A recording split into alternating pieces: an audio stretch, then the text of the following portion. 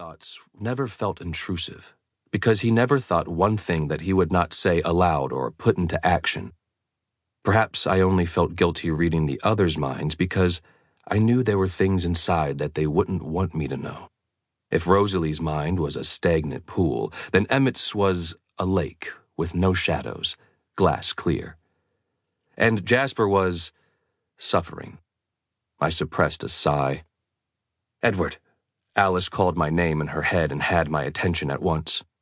It was just the same as having my name called aloud. I was glad my given name had fallen out of style in the last few decades. It had been annoying in the past. Any time anyone thought of any Edward, my head would turn automatically. My head didn't turn now. Alice and I were good at these private conversations. It was rare that anyone caught us. I kept my eyes on the lines in the plaster. "How is he holding up?" she asked me. I frowned. Just a small change in the set of my mouth. Nothing that would tip the others off. I could easily be frowning out of boredom.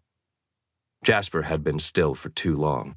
He wasn't performing human tics the way we all must, constantly in motion so as not to stand out, like Emmett pulling at his hair, Rosalie crossing her legs first one way, then the next, Alice tapping her toes against the linoleum, or me moving my head to stare at different patterns in the wall.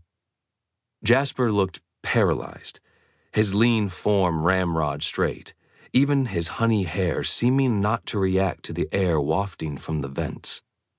Alice's mental tone was alarmed now, and I saw in her mind that she was watching Jasper in her peripheral vision. "Is there any danger?" She searched ahead into the immediate future, skimming through visions of monotony for the source behind my frown.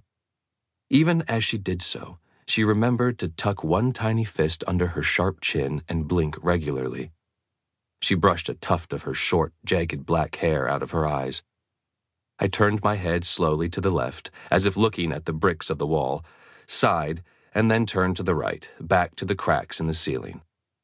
The others would assume I was playing human. Only Alice knew I was shaking my head. She relaxed.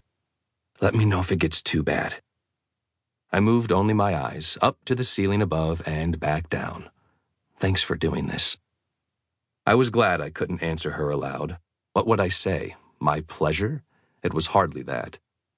I didn't enjoy tuning into Jasper's struggles. Was it really necessary to experiment this way?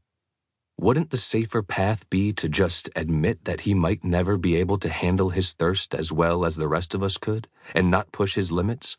Why flirt with disaster? It had been 2 weeks since our last hunting trip. That was not an immensely difficult time span for the rest of us. A little uncomfortable occasionally if a human walked too close, if the wind blew the wrong way. But humans rarely walk too close. Their instincts told them what their conscious minds would never understand. We were a danger that must be avoided. Jasper was very dangerous right now. It did not happen often, but every now and then I would be struck by the obliviousness of the humans around us.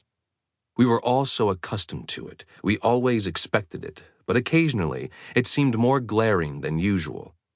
None of them noticed us here, lounging at the battered cafeteria table, though an ambush of tigers sprawled in our places would be less lethal than we were. All they saw were 5 odd-looking people, close enough to human to pass. It was hard to imagine surviving with senses so incredibly dull.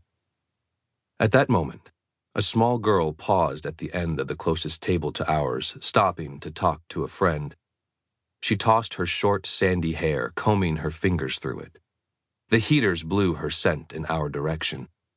I was used to the way that scent made me feel, the dry ache in my throat, the hollow yearn in my stomach, the automatic tightening of my muscles, the excess flow of venom in my mouth. This was all quite normal, usually easy to ignore.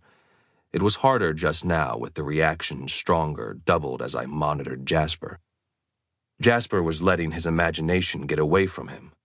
He was picturing it, picturing himself getting up from his seat next to Alice and going to stand beside the little girl, thinking of leaning down and in, as if he were going to whisper in her ear, and letting his lips touch the arch of her throat, imagining